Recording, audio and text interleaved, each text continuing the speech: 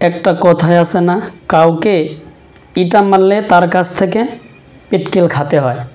এটা আমরা সমাজের মধ্যে অনেকে মানুষের মুখ থেকে শুনে আসছি, কিন্তু এটার এখন স্বচক্ষে আমরা নিজেরাই দেখতেছি। এটা কিভাবে আমরা দেখলাম বন্ধুরা, সেটা হলো দেখেন, এই যে গাজার মধ্যে এমন এক পরিস্থিতি তৈরি করে দিয়েছে সন্ত্রাসবাদী ইসরায়েলরা। এই যে দেখেন, মানুষেরা দিনের পর দিন, রাতের পর রাত সময় কাটাইতেছে অনাহারে। মা তার সন্তানকে নিয়ে ঘুমায় গেছে, দেখা যাইতেছে ইসরায়েলি সন্ত্রাসবাদীদের হামলায় মা সন্তান উভয়জন দুনিয়া থেকে বিদায় নিয়ে চলে গেছে। এমন কিন্তু বহুত ঘটনা ঘটে গেছে এই গাজার মধ্যে। এমনও ঘটনা আছে এই গাজার মধ্যে অনাহারে মা বাবা ছেলে মেয়ে সবাই দুনিয়া থেকে একবারে বিদায় নিয়ে চলে গেছে, শুধু ইসরায়েলিবাদীদের হামলার কারণে খাবার পর্যন্ত তারা মুখের মধ্যে তুলতে পারে নাই। তুলবেই বা কীভাবে?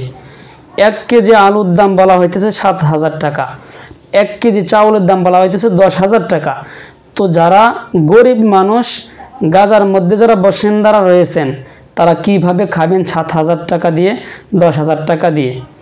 তো যাই হোক, দেখেন এই যে সন্ত্রাসবাদী ইসরায়েলের যে মন্ত্রী বলেন, দেশের যারা দায়িত্বশীল আছে, তারা এই যে দিনের পর দিন জুলুম আর অত্যাচার মানুষদেরকে হত্যা করলো, এর বিচার কিন্তু এখন আল্লাহ তাআলা নিজেই করতেছেন।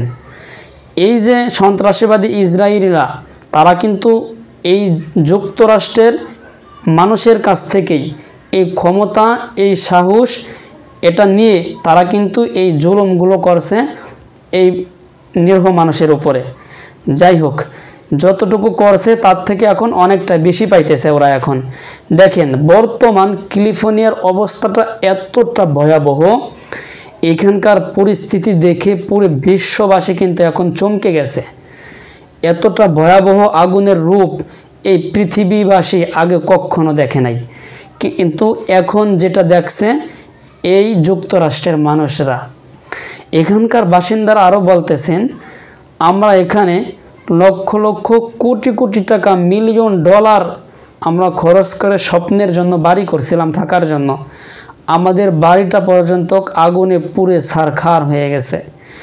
দেশের বিভিন্ন জায়গা থেকে নায়ক নায়িকারা, গায়ক গায়িকারা এখানে এসে বাড়ি তৈরি করে থাকার জন্য, তাদের বাড়ি গাড়ি, তাদের আরামায়েশের সমস্ত জায়গা একবার আল্লাহ তাআলার আগুনে সব পুড়ে এখন কিন্তু একবারে তছনছ হয়ে গেছে।